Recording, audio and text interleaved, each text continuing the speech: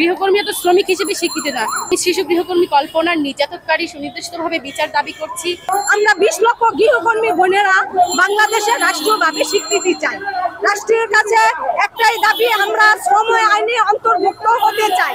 আমরা যদি কাজ না করি তাদের সকালে হাড়ি চলবে না, তাদের সকালে চা খাওয়া হবে না। আমরা চাই তারা যদি আমাদের সাথে ভালো ব্যবহার করে, আমরাও তাদের সাথে ভালোভাবে বনাই নিব।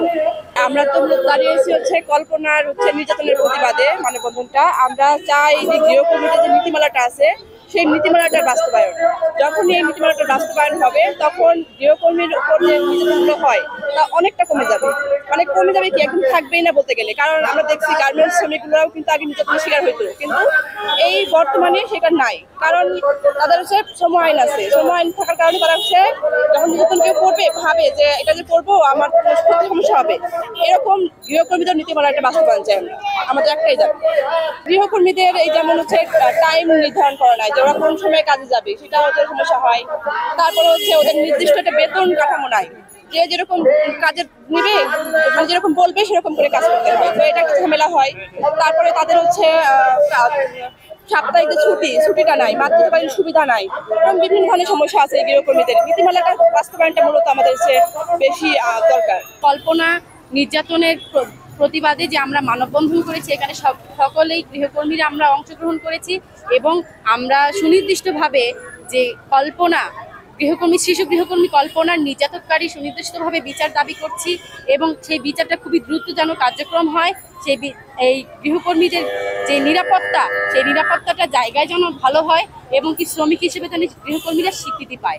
আমি এই সমস্যায় পড়ি নাই, কিন্তু সমস্যা যেটা পড়ে হয়েছে প্রথম যে কাজগুলো নিয়েছে যে ন্যায্য মূল্যটা পাই নাই, ছুটিগুলো পাই নাই, সাপ্তাহিক ছুটি, মাতৃত্বকালীন ছুটি।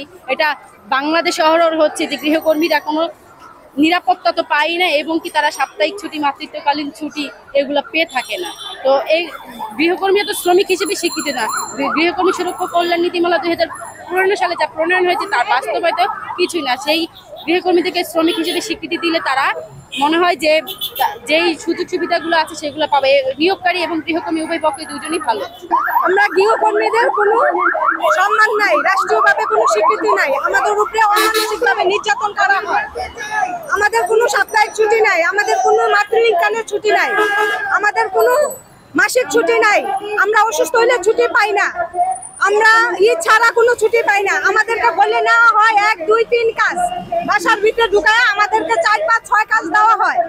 অতিরিক্ত কাজ করায় আমাদেরকে অতিরিক্ত টাকা দেওয়া হয় না। চাইলে পারিশ্রমিক চাইলে আমাদেরকে চাকরি থেকে বের করে দেওয়া হয়। ম্যাডামরা বলে আমরা কাজের করা ভালো না, আমাদের উপরে মিথ্যা বদনামি দেওয়া হয়, বলে টাকা চুরি করছে, গয়না নিয়ে গেছে, এই কথা বললে আমাদেরকে চাকরি থেকে বের করে দেওয়া হয়। তাই নতুন সরকারের কাছে আমার একটি আবেদন, আমরা 20 লক্ষ গৃহকর্মী বোনেরা বাংলাদেশে রাষ্ট্রীয়ভাবে স্বীকৃতি চাই। রাষ্ট্রের কাছে একটাই দাবি, আমরা শ্রম আইনে অন্তর্ভুক্ত হতে চাই। আমরা বাংলাদেশে স্বাধীনভাবে বাঁচতে চাই নাগরিক হিসাবে। আমাদের গৃহকর্মীদের উপরে জানি আর কখনো মানসিক এবং কি শারীরিক নির্যাতন না হয়, এটা জানি আইন এবং কি নতুন সরকার দেখে, এটাই আমাদের দাবি। গার্মেন্টস শ্রমিকরা যে সম্মানটা পাচ্ছে আগে পায়নি, তারা সমাবেশ করছে, মানববন্ধন করছে, তারা করে তারপর তারা আইনে আসছে। আমরা কিন্তু এখন আইনে আসতেই পারি না। আমরা চাই যে আমাদেরকে যে বুয়া বলে ডাকে এটা একদমই নিম্ন।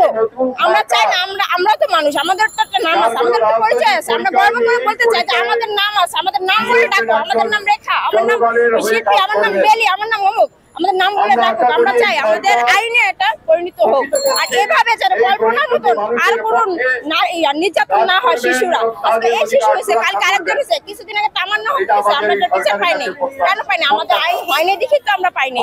আমাদের কোনো মাতৃত্বকালীন কোনো ছুটি দেয় না, আমাদের কোনো বেতন ভাতা কিছুই দেয় না।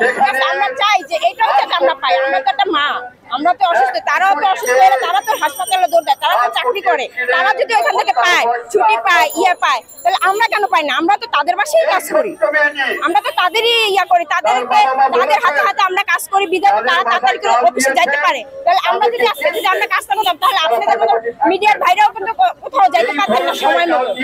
আপনাদের কাজ করে করে বিদায় দিয়ে দেখেই তো আমরা আপনাদের ইয়ে হই। তাহলে আপনারা এটা তো মনে করেন যে এই জিনিসটা যদি আইনের ভিতরে না আনেন, আমাদের এখনো যদি আপনারা নিচু জাতের মতো করেই রাখেন। আমরা বেশিরভাগই হ্যারাসমেন্ট হই ভাইয়া, আমাদের যে নাম ধরে ডাকা হয় না, বুয়া বলে ডাকে। তারপর আবার দ্বিতীয়ত আমাদের কোনো ছুটি দেয় না, আমাদের অসুস্থ হইলেও আমাদের কাজে যেতেই হবে। আমরা একদিন না গেলে আমাদের বেতনটা কেটে দিবে, তারপর আমাদের না করে দেয়, আমাদের ফুট করে না করে দেয় যে যাও তোমাদের লাগবে না, আরেকজন নিয়ে নেয়। আমরা এইগুলোর হ্যারাসমেন্ট বেশি হয়, আর আমাদের বেতনটা ঠিক মতন দেয় না তারা। কল্পনা ওকে মেরে ওর সামনে 4টা দাঁত ভেঙে ফেলা হয়েছে, তারপর হচ্ছে ওকে বরফ পানি দিয়ে ঝলসে দেওয়া হয়েছে। ও এখন ঢাকা মেডিকেলে ভর্তি আছে আইসিইউতে। কিন্তু আমরা যেখানে কাজ করি আমরা ভালো আছি, আমরা চাই আমাদের মতো আমরা যে আরো 20 লক্ষ আমরা গৃহকর্মী ভাই বোনেরা আছি, যারা আমরা এই বাংলাদেশে 20 লক্ষ গৃহকর্মীরা আছি, তারা যাতে আমাদের মতো ভালো থাকে। আমরা যেন আজকে তাদের জন্য এই প্রতিবাদটা করতে আমাদের না আসা লাগে। আমরা নতুন সরকারের কাছে আমাদের একটাই দাবি, আমরা আইনের অন্তর্ভুক্ত হতে চাই, আমরা স্বাধীনভাবে বাঁচতে চাই, ঠিক রকম আমরা বেঁচে আমাদের জীবনযাপন করতে চাই। আমরা কোনো মানসিক তারপরে শারীরিক আমরা কোনো নির্যাতন হতে চাই না। যে গৃহকর্মী ম্যামেরা আছে তারা হয়তো আমাদেরকে একটা থাপড় দেয়, একটা বাজে কথা বলে, মুখ দিয়ে বাজে ভাষা বলে, সেভাবে আমরা নির্যাতন হই। বা দাদাকে যখন আমরা চা দিতে চাই, দাদা মানে শারীরিক নির্যাতন সবকিছুরই একটা নির্যাতন আছে। তো আমরা চাই না এই নির্যাতনগুলো আমরা হতে। আমি যে বাসায় কাজ করি সেই বাসায় খুবই ভালো আমার গৃহপতি ম্যাম আপু। আমরা চাই যে আরো যে আমাদের গৃহপতি বোনেরা কাজ করে তারাও যাতে এরকম ভালোবাসা, মানে তাদের গৃহপতিরাও যাতে এরকম ভালো হয়, আমাদের যাতে তাদের পরিবারের একজন মনে করে। কারণ আমরা যদি কাজ না করি তাদের সকালে হাড়ি চলবে না, তাদের সকালে চা খাওয়া হবে না। আমরা চাই তারা যাতে আমাদের সাথে ভালো ব্যবহার করে, আমরাও তাদের সাথে ভালোভাবে বনায় নিব। সংবাদ, ফিচার ও অনুষ্ঠানের জন্য ভিজিট করুন সংবাদ প্রকাশের ওয়েবসাইট এবং যুক্ত থাকুন ফেসবুক পেজ ও ইউটিউব চ্যানেলের সঙ্গে।